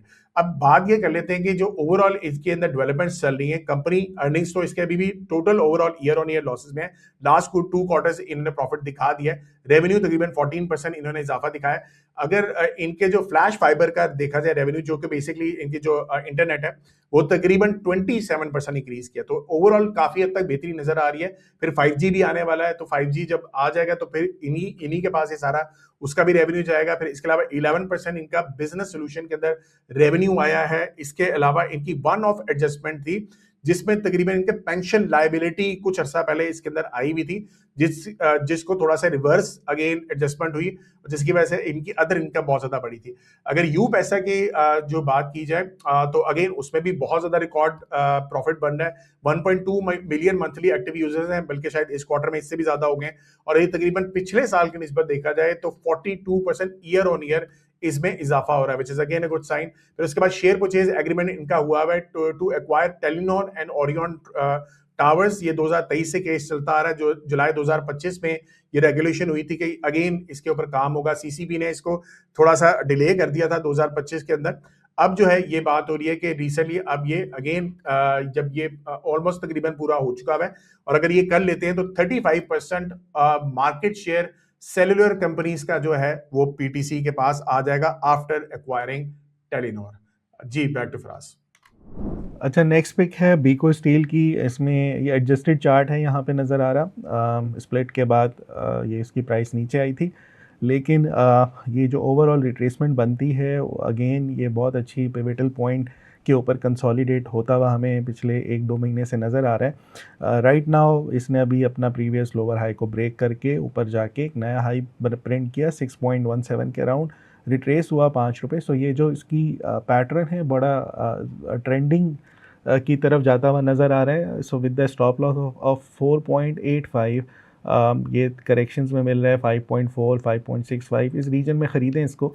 And then eye for the targets 6.7 and then फिर 7.7 हो सकता है इसको भी ब्रेक करके 8-9 रुपये पे भी इजीली जाके इसको टेस्ट कर सके। ओवरऑल एक अच्छी रिट्रेसमेंट है, मेरे ख्याल में इसको अटेम्प्ट करने चाहिए। Second tier third tier stocks में रीज़नेबली बेहतर है, जो लग रहा है कि इसमें अच्छा बाउंस नज़र आ सकता है। हमारा बीको स्टॉक स्प्लिट के बाद हमने देखा है एक साइडवेज कंसोलिडेशन में रहा बहुत अरसे तक, और आपको लग रहा है फंडामेंटली कोई ऐसे कैटलिस्ट हैं ट्रिगर करें इसको कि इसकी प्राइस ऊपर चली जाए? अच्छा बिल्कुल, इसमें कैटलिस्ट थोड़े से नजर तो आ रहे हैं और उसके ऊपर भी बात कर लेते हैं। एक बहुत बड़ा ट्रिगर है इसका अदर इनकम के तौर पे, वो एक लग रहा है कि इसके बेस के ऊपर काफी हद तक इसमें बेहतरी आएगी। ये मैं बताता चलूं कि ये मेरे इन्वेस्टर जीनी मॉडल के अंदर बहुत अरसे से आ रहा था, पिछले साल अप्रैल से आना शुरू हो गया था। वहां से अगर आप इसकी रैली देखें तो ये तकरीबन 15x से 20x की इसकी रैली हुई थी। ऑल्दो बहुत वीक शेयर था, फंडामेंटली बहुत बड़ी कंपनी नहीं है, छोटी कंपनी है। तो मैंने फिर एहतियातन लोगों को कहा था कि अगर आप थोड़ा सा रिस्क लेना चाहते हो तो आप इसके अंदर आ सकते हैं। और हमें नहीं पता था, आइडिया नहीं होता कि ये रिटर्न 10x तक भी जाएगा, बट अगेन ये 10x की 15x की इसकी रैली इसमें नजर भी आई। जिन लोगों ने इसमें इन्वेस्टमेंट की थी, कुछ स्टूडेंट्स ने की भी हुई थी, उन्होंने बेहतरीन इसमें गेन लिया। रेवेन्यू अगर देखा जाए अभी भी इसका बहुत बेहतरीन चल रहा है, तकरीबन 40% का रेवेन्यू इंक्रीज है। ग्रॉस प्रॉफिट मार्जिन इसका निस्बतन कम है as compare to other steel companies, तकरीबन 4.9% पे है। नेट इनकम इसकी पिछले साल की निस्बत 3.5 गुना बढ़ी है। ठीक है, तो ये एक बहुत बड़ा साइन है कि जिसकी वजह से इनकी इसकी बेहतरी आ रही है। अर्निंग्स पर शेयर जो है थोड़ा सा अगर देखा जाए तो डिक्लाइन नजर आएगा, क्योंकि अगेन स्टॉक स्प्लिट हुआ है तो उसकी वजह से अर्निंग्स ईपीएस और डिक्लाइन नजर आ रहा है। लेकिन अगर जिस तरीके से टर्न अराउंड कर रहे हैं तो आगे जाके बेहतर ही रेगुलर सिनेरियो। इसके अलावा जो है ये स्टील प्रोडक्ट्स जो है इसमें बिलेट्स बनाते हैं, गर्डर्स बनाते हैं, टी आयरन बनाते हैं, आयरन बार्स बनाते हैं, एंगल्स बनाते हैं, राउंडेड बार्स बनाते हैं। इस तरह की सारी चीजें जो है आगे आप समझ सकते हो कि ये आपके बिल्डिंग्स वगैरह में लगती हैं। कॉपर इंगोट्स जो है ये एक्सपोर्ट करते हैं, हांगकांग के हैं। ठीक है, और इनको फ्रेश ऑर्डर मिले हुए हैं $22 मिलियन के, तो ये भी आपने जेब में रखना है। इसके अलावा 5 मेगावाट जो है ये सोलर प्लांट इन्होंने ऑलरेडी इंस्टॉल कर दिया है, जिससे ये एक्सपेक्ट ये कर रहे हैं तकरीबन हर महीने 16.8 मिलियन रुपीस ये सेव करेंगे। इसके अलावा अदर इनकम मैंने आपको बताया कि ये एक बहुत बड़ा ट्रिगर इनके अंदर आया है, जिसमें इनकी एक प्रोविजन ऑफ लिटिगेशन इन्होंने एंटर की है जो तकरीबन $200 मिलियन के पास है, विच मींस कि ये भी एक अदर इनकम अर्निंग्स के अंदर अभी नजर आ रही है जो कि इसको परफॉर्म करवा सकती है। मेक श्योर कीजिएगा कि जब वो आपके क्वार्टर ऑन क्वार्टर जब आगे चलता है तो ये एडजस्टमेंट होनी होती है, फिर ये ना हो कि एकदम से अर्निंग्स आपको नीचे नजर आए। फिलहाल ट्रिगर नजर आ रहा है तो इसकी बेस के ऊपर परफॉर्मेंस हो सकती है। जी बैक टू फराज। अब हमारे ग्लोबल मार्केट्स की तरफ चलते हैं और करेंसीज को डिस्कस करते हैं। सबसे पहले Australian dollar, US dollar. 4 hour के चार्ट के ऊपर ऑस्ट्रेलियन डॉलर बहुत बेहतरीन परफॉर्म करता हुआ हमें नज़र आया। हाई राइज एंड हाई लोज बनाए, कंटिन्यूशन की कंसोलिडेशन हुई, उसके बाद इस बॉक्स को ब्रेक करने के बाद ये ऊपर सस्टेन कर रहा है। सिंपल 4 आवर के ऊपर हायर हाइज एंड हाई लोज हैं। करंट प्राइस पे थोड़े से नीचे 0.72100 के करीब यहाँ कहीं इसको अटेम्प्ट किया जाए तो आइडियल बाइंग बन सकती है with the stop loss of 0.71329। ये तकरीबन 80 पिप्स का एसएल होगा और इतने ही आप फिर इसके टारगेट्स रखें 80 पिप के। So risk to reward wise एक अच्छी आपको ट्रेड मिल सकती है। और इसके ऊपर हमने ये भी देखा है कि बहुत जो इसकी स्ट्रॉन्ग रेजिस्टेंस मार्च का हाई जो था वो ब्रेक होके इससे ऊपर ही ट्रेड कर रहा है, अभी वो एज ए सपोर्ट ही एक्ट करती हुई हमें नज़र आ रही है। सो ओवरऑल बहुत massive rally and then sideways consolidation for continuation up trend के लिए। तो वो हमें यहाँ पे perfect example, textbook example नज़र आ रही है। So with the stop loss of this 0.71300, ये अटेम्प्ट मेरे ख्याल में कर लेनी चाहिए फॉर द टारगेट्स ऑफ 0.73400 के। हमारा ऑस्ट्रेलियन डॉलर हमने देखा है करेंसीज़ में सबसे ज़्यादा स्ट्रॉन्ग करेंसी रही है पिछले 5-6 महीनों में, और उसके बाद ये वॉर सिचुएशन के बाद भी रिस्क ऑन करेंसी है आपकी, रिस्क ऑन एसेट है, फिर भी ये बेहतर परफॉर्म करती रही है। और इस वक्त ऑस्ट्रेलियन डॉलर जो है वो यूएस डॉलर से बेहतर नज़र आ रहा है टेक्निकल चार्ट्स के ऊपर। फंडामेंटली आपको क्या लग रहा है कि Australian dollar still stronger than US dollar? बिल्कुल ऐसे ही है। मैं फंडामेंटली इसके ऊपर बहुत ज़्यादा बुलिश हूँ। मैंने एक करेंसी जिसको बड़ा क्लियरली, मेरे ख्याल से शायद मैंने बुल्स एंड बीएस में बताया था, बल्कि मैं अपने स्टूडेंट्स को कहा था कि एक करेंसी आपको अगले 6 महीने के लिए जो अगर फंडामेंटली स्ट्रॉन्ग नजर आएगी वो आपकी है ऑस्ट्रेलियन डॉलर, ठीक है। और ये एक बहुत बड़ा साइन होता है, क्योंकि अगर आप देखेंगे कि इसके इंटरेस्ट रेट इस टाइम पे सबसे ज्यादा है as compare to other currency. तो आपकी जो करेंसीज होती है ना, इंटरनेशनली भी अगर आप देखा जाए, जिसका इंटरेस्ट रेट सबसे ज्यादा होता है और जिसका सबसे कम होता है, वो हमेशा सबसे पेयर सबसे ज्यादा स्ट्रॉन्ग परफॉर्म करता है। इस टाइम पे और सीएचएफ को आप देख लो और जेपीवाई को देख लें, सबसे ज्यादा रैली जो है आपको इसी में नजर आएगी। फिलहाल अगर मैं ये दिखा भी देता हूँ फंडामेंटली, अगर सीजनल वाइज बात की जाए, सीजनल थोड़े से नीचे वाली साइड पे जरूर नजर आ रहे हैं, लेकिन खैर जरूरी नहीं होता, फंडामेंटल्स हमेशा टॉप पे आते हैं। 15 मई के बाद अगर आप देखोगे थोड़ा सा स्लाइटली वहां से ये इंक्रीज करने की तरफ इसको नजर आता है कि सिनेरियो जो है थोड़ा सा बेहतर हो सकता है। अच्छा, बाकी अगर हम थोड़ा सा फंडामेंटली इसके अंदर थोड़ी सी और भी चीजें देख लेते हैं। सो लेट्स सी, अगर आप यहाँ पे डॉलर देखेंगे तो अब डॉलर की जो पोजीशंस हैं, ये ब्लू लाइन जो है मुझे थोड़ी सी स्टेबल वाली साइड पे बता रही है कि सिनेरियो अब चूंकि वॉर की सिचुएशन थोड़ी सी ईज आउट साइड पे आ रही है, तो जिसकी वजह से डॉलर के अंदर थोड़ी सी आपकी जो पावर है वो निस्बतन यहाँ पे कम होना शुरू हो गई, ठीक है। Australian dollar on the other hand, इसमें देखें जरा इंस्टीट्यूशनल इन्वेस्टर कितना ज्यादा इन्वेस्टमेंट करा। मेरे ख्याल से अगर यहाँ पे अगर मेरे पास 5 साल का डाटा बल्कि 7 साल का डाटा नजर आ रहा है, हार्डली एनी करेंसी मैंने देखी है जिसके अंदर अगर आप यहाँ से देखें 2 दिसंबर से ऑनवर्ड्स ऑस्ट्रेलियन डॉलर में जिस तरीके से इसमें इंक्रीज आ रहा है, जिस तरीके से इसमें जंप आ रहा है, आई कैन हार्डली सी के किसी और करेंसी में आपको इस तरीके से नजर आए, ठीक है। यही चीज अगर आप देखें और जेपीवाई, वही दिसंबर जैसे ही आपका स्टार्ट भी हुआ तब से भी ये परफॉर्म करा, बल्कि ये तो पिछले साल से परफॉर्म करा है। सिमिलरली अगर ऑड यूएसडी को अगर आप देखोगे तब भी आपको यही सिनेरियो यहाँ पे नजर आएगा कि आपके जैसे ही ये साल स्टार्ट हुआ, ये देखें कितनी जबरदस्त रैली है और इंस्टीट्यूशनल इन्वेस्टर आपको यहाँ पे दिखा भी रहा है, ठीक है। फिर उसके बाद एक फंडामेंटली मैं आपको और दिखा देता हूँ, रियल इंटरेस्ट रेट। यही चीज मैं आपको बता रहा था कि इंटरेस्ट रेट इसका सबसे ज्यादा है, जिस करेंसी का रियल इंटरेस्ट रेट ज्यादा होता है वो ओवरऑल अच्छा परफॉर्म भी करती है। देखिए ऑस्ट्रेलियन डॉलर का अभी भी मेरे पास ग्रीन वाली साइड पे नजर आ रहा है एंड यूएसए का कोई मिड में है, लेकिन ये सिनेरियो होता है जिसको आपको ओवरऑल देखना होता है। इसके अलावा फंडामेंटली एक और दफा भी यहाँ पे देख लेते हैं कि हमारे पास फंडामेंटली और क्या क्या इसमें डेवलपमेंट्स हैं। ऑस्ट्रेलियन डॉलर के अगर आप इस महीने के थोड़े से स्कोर को देखेंगे, 5 ग्रीन एंड 7 रेड है, जो कि चले बहुत ज्यादा फिलहाल नहीं बनता, लेकिन पिछली दफा से ज्यादा थोड़ा सा निस्बतन कम है, लेकिन फिर भी ये सारे फैक्टर्स इसके अच्छे हैं। ओवरऑल अगर मैं आपको यहाँ पे दिखा भी दे तो मेरा जो अल्टीमेट स्कोर होता है, जिसको हम एक वन स्टॉप, मैंने एक ये टूल बनाया हुआ है कि आप एक ही पेज पे आए तो आपको सारा पता लग जाएगा सीजनल आप कैसे चल रहे हैं, फंडामेंटली आपका क्या स्कोर चल रहा है। तो अगर आप यहाँ पे देखोगे ऑस्ट्रेलियन डॉलर बाय फार मेरे पास सबसे ज्यादा स्कोर आ रहा है, ठीक है। फिर इसी के हिसाब से अगर आप बाकियों को भी देखेंगे तो आपको निस्बतन थोड़े से कम नजर आएंगे, ठीक है। सो ये होता है जिसकी बेस के ऊपर आप देखोगे कि आपको एक करेंसी पेज किस तरीके से आप पिक कर सकते हैं। फिलहाल और यूएसडी मुझे लग रहा है एक अच्छा पेयर बन सकता है। जी, बैक टू फराज। अच्छा, नेक्स्ट हमारे गोल्ड को डिस्कस करते हैं, और गोल्ड के ऊपर हमारे टारगेट्स हिट हुए एग्जैक्टली 4740। यहाँ पे बेयरिश डाइवर्जेंस बन गई उन्हीं लेवल्स के ऊपर, और अब एक्सपेक्ट यही कर रहा हूँ मैं कि थोड़ी सी इसमें करेक्शन आए। सो करेक्शन के ऊपर अटेम्प्ट करनी चाहिए। मेरे लिए जो स्ट्रॉन्ग सपोर्ट एरिया के तौर पे काम करेगा वो पिवटल पॉइंट है 4640 से लेके 4650 के अराउंड।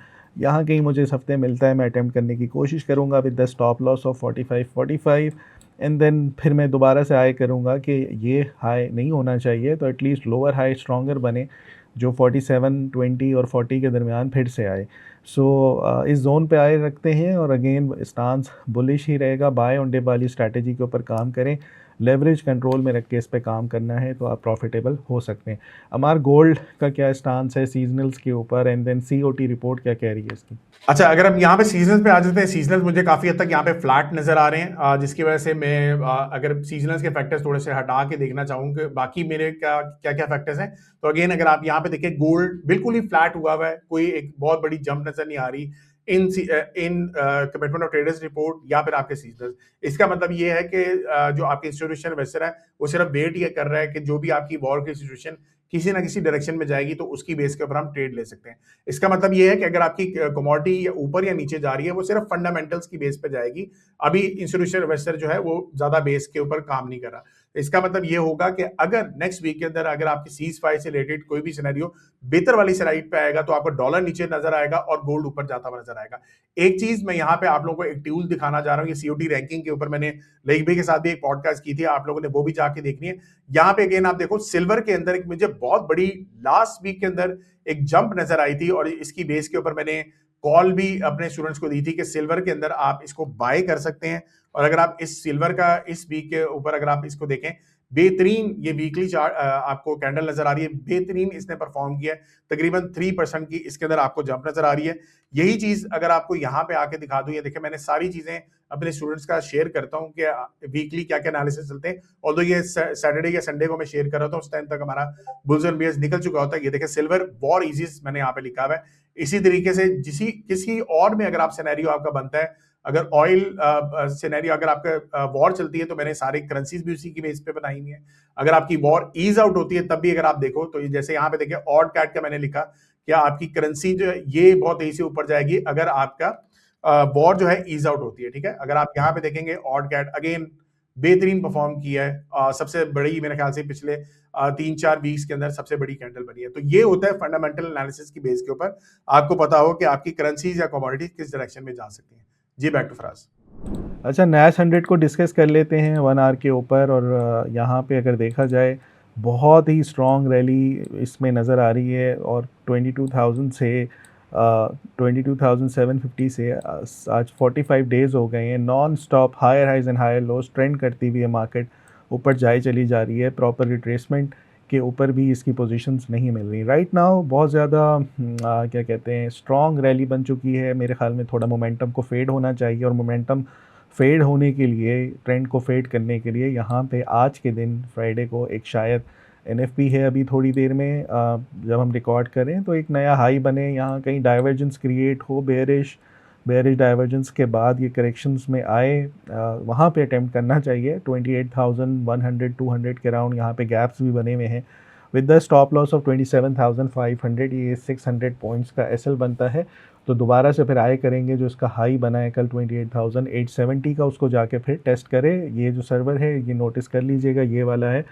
अदरवाइज सबकी प्राइस थोड़ी डिफरेंट रखती हैं। सो बेयरिश डाइवर्जेंस मुझे लग रहा है कि और स्ट्रॉन्ग हो जाएगी, पहले भी बनती रही है और उसको जो है ट्रेंड सिंक करता रहा है अपने साथ। राइट नाउ मुझे लग रहा है कि बहुत स्ट्रॉन्ग रैली बन चुकी है, 22,000 से 29,000 नॉन स्टॉप एक करेक्शन ड्यू है। करेक्शन जो है वो बाइंग अपॉर्चुनिटी होगी। सो जब भी यहाँ नीचे मिले करेक्टेड प्राइस के ऊपर तो वहाँ ज़रूर इसको अटेम्प्ट करें, दोबारा से नया हाई बन सकता है।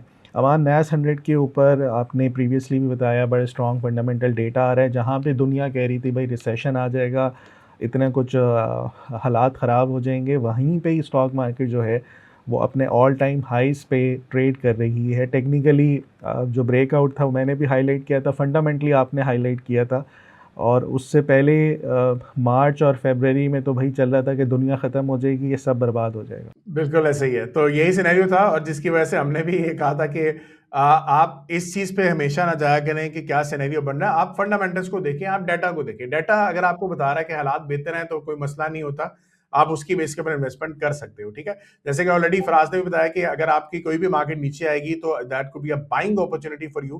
तो अगर आप सीजनल्स के ऊपर देखो तो कितना मजेदार आगे डाटा आने वाला है कि 12 मई ऑनवर्ड्स यानी कि 15 मई के दरमियान के बाद आपकी एक ऐसी मार्केट यहाँ पर नजर आ रही है कि बहुत तेजी से ऊपर जा सकती है।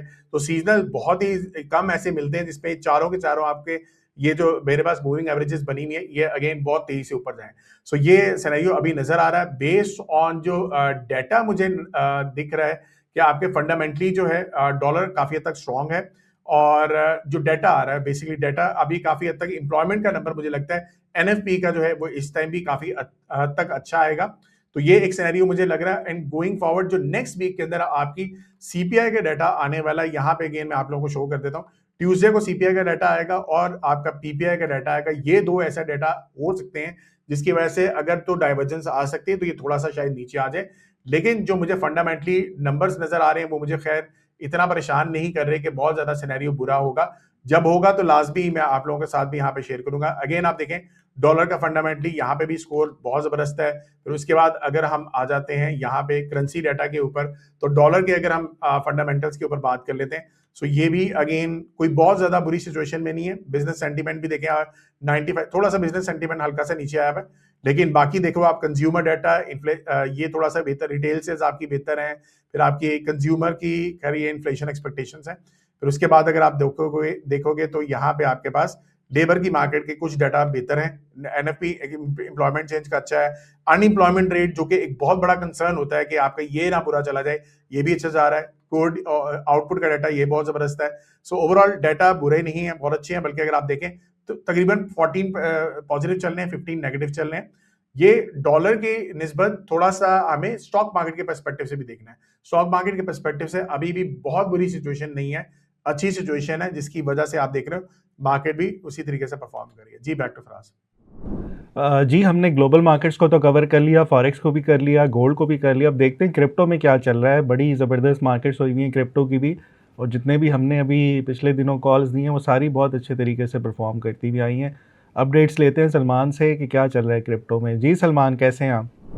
जी, थैंक यू फराज भाई, मैं बिल्कुल ठीक, अल्लाह का शुक्र है। मार्केट्स तो माशाल्लाह बहुत ज़बरदस्त चल रही हैं, और जितनी भी हमारी ट्रेड कॉल्स हमने लास्ट वीक दी थी वो बहुत सक्सेसफुल तरीके से उनके टीपीज़ भी हिट हुए हैं, और टीपी 1 टीपी 2 और अभी तक भी मार्केट्स जो हैं वो ऊपर जाई जा रही हैं, जो भी हमारे सेटअप्स थे। क्विकली अगर मैं थोड़ा-सा रन दूँ कि हमारे पास जो हमने सेटअप्स दिए थे, कुछ हमने प्रॉपर बाय कॉल्स दी थी, कुछ जो थे उसके अंदर मैंने ये कहा था कि आप लोग अपनी बकेट लिस्ट में रख सकते हैं, और मैंने ये भी कहा था कि सैटरडे से लेकर मिड वीक तक उनके अंदर बाइंग की अपॉर्चुनिटीज़ आपने ढूँढते रहना है, जहाँ भी आपको बाइंग मिले तो आप उसको कर सकते हैं।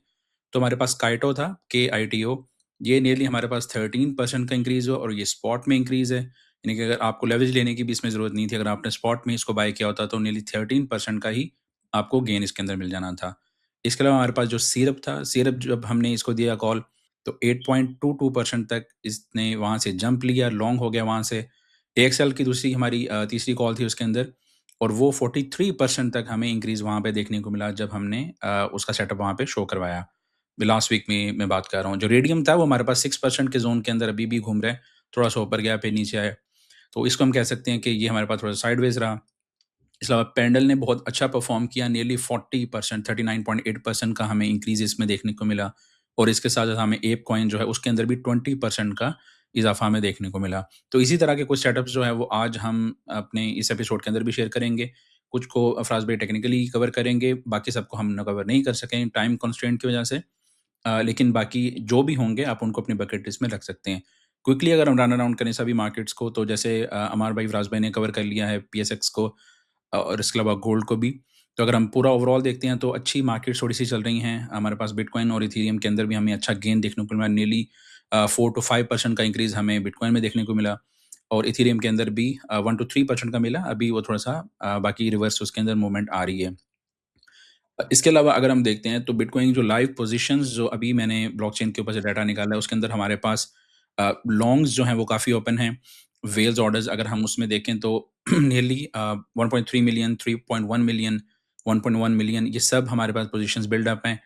एक 2 एपिसोड्स पहले मैंने आपको प्रॉपर बताया था कि ये जो एड्रेसेस हैं, इन एड्रेसेस को अगर आप अपने पास कॉपी कर लेते हैं, ये बहुत इंपॉर्टेंट एड्रेसेस होते हैं। जब हम वॉलेट ट्रैकिंग करते हैं तो ये एड्रेसेस हमें हेल्प आउट करते हैं कि इन एड्रेसेस को हम ट्रैक करते हैं, और फिर हम देखते हैं कि इन्होंने किन और प्रोजेक्ट्स के अंदर, स्मॉल ऑल्ट्स के अंदर अपनी पोजीशंस को ओपन अप की है।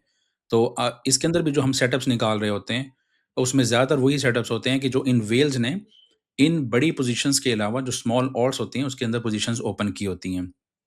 यूजुअली वेल्स ये करती हैं कि वो जो बड़े एसेट्स होते हैं, जिसमें हमारे पास बिटकॉइन आता है, इथेरियम आता है, यहाँ से जो भी उनका प्रॉफिट निकलता है, उसको वो ट्रांसफ़र करते हैं छोटे ऑल्ट्स में, और इस तरह से एक साइकिल बनता जाता है। तो हमारी ये कोशिश होती है कि हम जो ऑल्ट्स हैं, उसको स्क्रूटनी करें, उनको ढूँढें और वो हम इस तरह से ढूँढते हैं।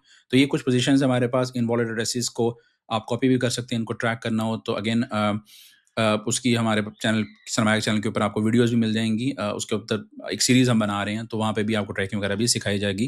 वैसे हमारे प्रोग्राम के अंदर भी सिखाई जाती है। वीकली व्यू अगर हम देखें तो अनलॉक्स जो मेजर आने वाले हैं, वो हमारे पास सबसे ज़्यादा आने वाले हैं सोलाना के, नियरली $38 मिलियन के आने वाले हैं, 37-38 मिलियन डॉलर्स के 12 तारीख को, जो कि ट्यूसडे बनेगा, तो उसमें आपने इसका ध्यान रखना है। पंप के आने वाले हैं नियरली $19 मिलियन के और एप्टॉस के $11 मिलियन के, तो ये हमारे पास बड़ा चंक है। इसके अलावा जो कॉनेक्स है उसके $18 मिलियन के। तो मेजर जो हमारे पास यहाँ पे चीज़ आती है, वो हमारे पास $37 मिलियन के सोलाना के आने हैं। तो ये आपको यहाँ पे थोड़ा-सा इसमें ख़्याल रखना है अगर आपके पास सोलाना की पोज़ीशंस बिल्ड अप हैं। जो मेन डेवलपमेंट्स देखें, अगर हम देखें जो न्यूज़ हैं क्रिप्टो की इस वीक की, तो सोलाना फाउंडेशन ने गूगल क्लाउड के साथ अपनी एक पार्टनरशिप बनाई है और एक पेमेंट गेटवे उन्होंने स्टार्ट किया है पे.sh के नाम से, जो कि जितनी भी क्रॉस बॉर्डर ट्रांज़ैक्शंस होंगी, उसको फैसिलिटेट करेगा। सोलाना की ब्लॉकचेन वो यूज़ करने जा रहे हैं, जो कि एक बहुत बड़ी विन है इस पूरे क्रिप्टो इकोसिस्टम के लिए कि गूगल, अल्फ़ाबेट जो इतनी एक बड़ी कंपनी है हमारे पास, टियर 1 की कंपनी है, सभी जानते हैं अल्फ़ाबेट को। वो अगर सोलाना की फाउंडेशन को यूज़ कर रहा है, उनकी रेल्स को यूज़ कर रहा है अपने पेमेंट मेथड्स के लिए, तो हम इसको देख सकते हैं कितनी इंपॉर्टेंट है। इसके अलावा जो ओंडो है, ओंडो, मास्टर कार्ड और रिपल जो उन्होंने क्रॉस बॉर्डर ट्रांज़ैक्शन, इन्होंने भी एक पूरा सेटअप प्रिपेयर किया है। इसी वजह से आज भी हमारे सेटअप के अंदर ओंडो फाइनेंस ट्रेड आइडियाज़ के अंदर भी हमारे पास होगा, जिसको हम देखेंगे। इसके अलावा अगर हम देखते हैं तो मॉर्गन स्टैनली जो है, उन्होंने भी direct retail crypto trading start कर दी है। ये वही इंस्टीट्यूशंस हैं जो कि पहले, जैसा कि जेपी मॉर्गन है, मॉर्गन स्टैनली भी उसी में से है, जो स्टार्ट में ये कहते होते थे कि क्रिप्टो में नहीं एंट्रीज़ बनानी, ये फेक है, ये ज़ीरो हो जाएगा सब कुछ। लेकिन अभी आज के दिन ये आ गया कि जब इनको ये नज़र आ रहा है कि कितने वॉल्यूम जनरेट हो रहे हैं इस मार्केट के अंदर भी, तो ये भी इस बहती गंगा में हाथ धोने आ गए हैं। इसके अलावा हमारे पास जो क्रैकन और जो मनीग्राम है, उनकी भी पार्टनरशिप हमारे पास सामने आई है। क्रैकन बहुत ज़बरदस्त, बहुत टियर 1 की हमारे पास एक्सचेंज है। उनकी पार्टनरशिप हुई है, तो क्रिप्टो के कैश विथड्रॉल्स लोगों को बहुत इशू होता है, तो 100 प्लस कंट्रीज़ जो हैं इसके अंदर शामिल हैं। करंटली पाकिस्तान उसके अंदर नहीं आती, लेकिन होपफुली जितनी पाकिस्तान के अंदर अडॉप्शन आ रही है, तो हम ये अज़्यूम कह सकते हैं कि आने वाले वक़्त के अंदर भी ये फीचर पाकिस्तानी जो कस्टमर हैं उनको इनेबल कर दिया जाएगा। इसके अलावा जो ट्रम्प का लिबर्टी फाइनेंस है, इसके बारे में थोड़ा-सा फर्ड भी आया, फ़ियर, अनसर्टेनिटी, डाउट इसे कहा जाता है शॉर्ट वर्ड्स में। लास्ट वीक उससे हमें WLFI की जो प्राइस है उसके अंदर भी काफ़ी ज़्यादा हमें डंप देखने को मिला था, लेकिन वहाँ से एक वी शेप रिकवरी आई। और अगेन इस तरह की मार्केट्स में, और स्पेशली जो बड़े थोड़े से कॉइन्स होते हैं, जिनका मार्केट कैपिटल थोड़ा-सा ज़्यादा होता है, अगर उनमें कोई फर्ड आए, कोई नेगेटिव न्यूज़ आए, तो वो सेल द न्यूज़ नहीं होती, वो एक बाइंग अपॉर्चुनिटी बन जाती है। तो उसी के साथ-साथ उन्होंने सू कर दिया। जो जस्टिन सन हैं, वो बड़े ही मान्यता क्रिप्टो की दुनिया के बिलियनेयर हैं, उनकी फर्म को उन्होंने सू किया। इसके अलावा नेक्स्ट अगर हम देखते हैं परफॉर्मेंस सेक्टर, तो ये भी हमारे लिए बहुत ज़्यादा ग्रीन गया हमारे पास। तो अगर हम सेक्टर्स में देखें तो हमारे पास जो प्राइवेसी कॉइन्स हैं, वो हमारे पास नियरली 28% का गेन उसमें हमें देखने को मिला। Real world assets mainly Ondo इसको ड्राइव कर रहा था, और मैपल फाइनेंस भी। तो वो हमारे पास 24% का इंक्रीज़ आया, पर्पडेक्स भी 21%, फाइल स्टोरेज भी आए। इन्हीं के जो कॉइन्स होंगे वो आज हमने आपके लिए निकाल कर रखे हैं, प्लस जिनके ऊपर वेल्स के पोजीशंस लगी हुई हैं वो भी हैं। टॉप परफॉर्मिंग सेक्टर्स में हमारे पास जैसे एआई के सेक्टर के अंदर आईओ हमारे पास है। अब इसको दिखाने का मतलब ये है कि अगर आईओ यूएसडीटी जो कॉइन है, वो हमारे पास 83% का इंक्रीज़ अगर उसके अंदर इस वीक में हुआ है, तो हम ये एंटिसिपेट कर रहे हैं कि नेक्स्ट 3-4 डेज़ के अंदर उसके अंदर थोड़ी-सी रिट्रेसमेंट आएगी और फिर दोबारा आप उसमें एक पोज़ीशन को, बाय की पोज़ीशन को बिल्ड अप कर सकते हैं नेक्स्ट 2-3 डेज़ के लिए। तो अगर आप किसी पोज़ीशन को 1-2 दिन के लिए होल्ड करना चाहते हैं, तो ये कॉइन्स ज़ीकैश, ओंडो, ये जितने भी आपको दिख रहे हैं, इसको आप स्क्रीनशॉट ले सकते हैं और इसमें आप अपनी इस पूरे नेक्स्ट वीक के अंदर अपना एक पूरा प्लान कर सकते हैं कि बाय द डिप जिसे हम कहते हैं, उन अपॉर्च्युनिटीज़ को। अगेन ट्रेड आइडियाज़ होंगे, इनको अभी इन्वेस्टमेंट एडवाइसेस करंटली नहीं हैं। इनको आपने 1:1, 1:2 जितना भी आप रिस्क ले रहे होते हैं, आप रिवॉर्ड रख रहे हैं, उसकी बेसिस पर अगर आप स्पॉट पे भी करते हैं, तो आपको बहुत अच्छे गेन्स यहाँ पे मिल जाएँगे। इसके अलावा हमारे पास जो सीएमई रिपोर्ट आई है बिटकॉइन की, उसमें अगर हम देखते हैं कि हमारे पास लॉन्ग्स ज़्यादा हैं या हमारे पास शॉर्ट्स ज़्यादा हैं, तो अगर हम अभी का डाटा थोड़ा-सा देखते हैं, तो थोड़ा-सा हमारे पास इक्वल यहाँ पे चल रहा है। लेकिन हमारे पास जो लेवरेज फंड्स हैं, वो अभी शॉर्ट साइड पे थोड़े से ज़्यादा आ गए हैं। यानी कि लेवरेज जो है, यानी कि एक तो जैसे स्पॉट पोज़ीशंस होती हैं, दूसरी लेवरेज पोज़ीशंस होती हैं। तो लेवरेज हमारे पास जो शॉर्ट्स हैं, वो करंटली थोड़े से ज़्यादा ओपन हैं। तो ये थोड़ा-सा हमें सेल प्रेशर देखने को मिल सकता है नियर फ्यूचर के अंदर। तो इसलिए मैं ये एडवाइस कर रहा हूँ कि हमें थोड़ा-सा मे बी वेट कर लेना चाहिए, जंप इन शायद स्ट्रेट अवे नहीं करना चाहिए। जैसे ही थोड़ी-सी रिट्रेसमेंट आए नेक्स्ट 24 आवर्स में या 48 आवर्स में, तो फिर वहाँ से आप पोज़ीशंस को बिल्ड अप कर सकते हैं डिपेंडिंग अपॉन इस डाटा के ऊपर जब हम देखते हैं, तो हमें ये डाटा थोड़ा-सा यहाँ पे ये बता रहा है। इसके अलावा जो एसेट मैनेजर्स हैं वो स्ट्रांगली लॉन्ग हैं, लेकिन वो स्पॉट की पोजीशंस पे हैं, जिसको हम बाय द डिप्स कहते हैं ना, स्पॉट की पोजीशंस पे। अगेन जो लेवरेज है वो शॉर्ट की साइड पे है, जो स्पॉट है वो बाइंग साइड पे है। तो शॉर्ट टर्म में जो लेवरेज है वो थोड़ी-सी हम कह सकते हैं कि हैवी हो सकती है पूरे सिस्टम के अंदर, क्योंकि उसके अंदर लोगों ने 40x 30x और जैसे ऊपर मैं आपको वेल्स की पोजीशंस दिखा रहा था यहाँ पे, जैसे ये 40x 40x 40x और ये मिलियंस ऑफ डॉलर्स की पोजीशंस है, 3.1 मिलियन, 1.1, 1.5, 1.6, 1.5, 3.7 मिलियन। तो इतनी पोजीशंस जब 40x 30x की लेवरेज पे होती हैं, तो ये बहुत बड़ी पोजीशंस बन जाती हैं और ये थोड़ी-सी प्राइस को ड्राइव करती भी हैं नीचे की तरफ अगर वो शॉर्ट में है। इसके अलावा जो फाइनली हम अपने ट्रेड आइडियाज़ को अगर बिल्ड अप करते हैं, तो ये आपको यहाँ पे कॉइन्स कुछ दिख रहे हैं।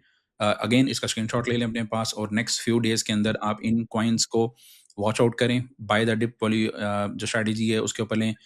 इनको बहुत ज़्यादा होल्डिंग करना, जहाँ पे आपको लगे कि आपका प्रॉफ़िट निकल आया, तो वहाँ पे आप उनसे निकल सकते हैं। नेक्स्ट हम 2 कॉइन्स को चूज़ ऐसे करते होते हैं। तो आज जो हमने शॉर्ट लिस्ट किया है वो उसके लिए हम फ़राज़ भाई की हेल्प लेते हैं, नियर और एल्गो। तो फ़राज़ भाई के पास चलते हैं और उनसे देखते हैं कि टेक्निकल साइड पे हमें उसमें क्या-क्या अपॉर्च्युनिटीज़ मिल सकती हैं। जी फ़राज़ भाई, थोड़ा-सा हेल्प करिएगा। जी सलमान, अच्छा ये एल्गो की आपने बात की, हम इसके ऊपर बहुत अच्छा ट्रेंड देख रहे हैं 1 आवर के ऊपर, simple high rise and high lows बनाता हुआ जा रहा है और इसको रिट्रेसमेंट पे बाय करना चाहिए। अगर मैं इसकी रिट्रेसमेंट उठाऊँ 0.382 के करीब, क्या जो बाय ज़ोन बनता है वो 0.1213 के अराउंड है और ये प्रीवियस इसकी रेजिस्टेंस भी रही है, अप्रैल 2026 के हाईज़ भी थे और इसके बाद ये ब्रेक करके इसको सस्टेन कर रहा है। सो जब भी रिट्रेसमेंट हो, यू नेवर नो। अब आज हम शो रिकॉर्ड कर रहे हैं, फ्राइडे है, सैटरडे संडे और फिर आप लोग जब इसको देखेंगे क्या पता ये तब तक एक और नया हाई लगा दे। सो स्ट्रैटेजी इसकी फिर उस टाइम भी यही रहेगी कि जब भी नया हाई बने फिर की रिट्रेसमेंट के ऊपर इसको ख़रीदें। सो अभी तो 0.236 की रिट्रेसमेंट टेस्ट हुई है, 0.382 की हो तो ये आइडियल बाइंग बनती है इसकी और इसके बाद इसका एसएल जो है प्रीवियस हाई एंड लो आपका 0.1183 के अराउंड बन रहा है। सो जितना रिस्क ले रहे हैं यहाँ पे अगर बाय कर रहे हैं उतना रिवॉर्ड यहाँ पे एटलीस्ट ये दोबारा से इसको जाके टेस्ट कर लेगा। So simple stance buy on dip वाली स्ट्रैटेजी बहुत अच्छी, पीछे कंसोलिडेशन होती भी आई है और ये जो रेजिस्टेंस ब्रेक हुई हैं अभी ये बहुत अच्छी तरीके से इसको सस्टेन कर रहा है। So overall bullish stance buy on dip और अपने एसएल्स को प्रीवियस हाई एंड लो के ऊपर रख के ट्रेड करें इसके पे। इसके बाद जो आपकी सेकंड पिक है वो है नेयर यूएसडीटी और इस पर भी जो है इसी तरह का सेटअप बना हुआ है, बल्कि ये बहुत ही स्ट्रॉन्ग, अभी जब हमने थोड़ी देर पहले इसको हाईलाइट किया ये यहाँ पे फ्लैग को ब्रेक करके उससे ऊपर ही है। ये मोस्ट लाइकली जल्दी इसके टीपीस हिट हो जाएंगे। सो स्टिल ये भी बहुत अच्छे ट्रेंड में है और इसने भी अगर आप इसको डेली टाइम फ्रेम की कंसोलिडेशन पे लेके जाएं, सो इसने मार्च का हाई ब्रेक किया है और मार्च का हाई जैसे ही ब्रेक हुआ विद इन नो टाइम ये बहुत अच्छी रैली करता हुआ यहाँ पे नज़र आ रहा है। सो ओवरऑल बुलिश स्टांसेस पे भी यहाँ कहीं मिल रहा हो 1.5 के अराउंड 1.4344 का एसएल के साथ हम ये वाले टारगेट्स रख सकते हैं, 1.609 और 1.68। इसके बाद अगर ये रैली कंटिन्यू रही तो इसकी जो प्रोजेक्शंस आ रही हैं फ्लैग की वो ऑलमोस्ट हैं 1.788 के अराउंड। सो एक अच्छी पिक है ये अच्छी कंसोलिडेशन के बाद और मेरे ख्याल में ये रैली इसको करना चाहिए। जितनी बड़ी इस पे पीछे कंसोलिडेशंस हुई हुई हैं, the bigger the base is the higher in the space वाली कहानी है, जितनी बड़ी कंसोलिडेशन उतनी बड़ी रैली।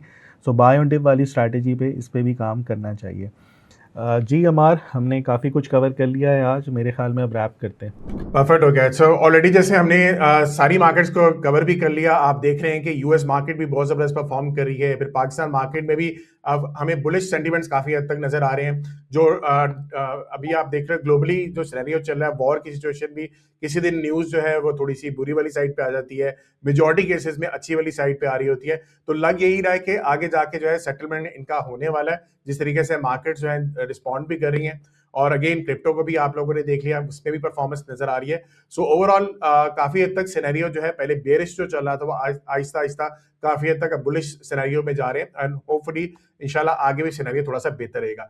अगेन मैं अनाउंसमेंट जो मैंने शुरू में की थी कि हमने सरमाया स्कूल का इनिशिएटिव यहाँ पे स्टार्ट कर दिया हुआ है। सो फौरी तौर पे आप लोग इसकी मेंबरशिप को ज्वाइन कर सकते हैं, ठीक है। गोइंग फॉरवर्ड जो है हमने बहुत ज्यादा इसके अंदर प्लानिंग स्कीम है कि जैसे बुल्स एंड बियर्स हम यहाँ पे करते हैं उसको अगेन किसी तरीके से कोई इंटरैक्टिव वे में भी वहां पे किया करेंगे, लेकिन again that's for the future.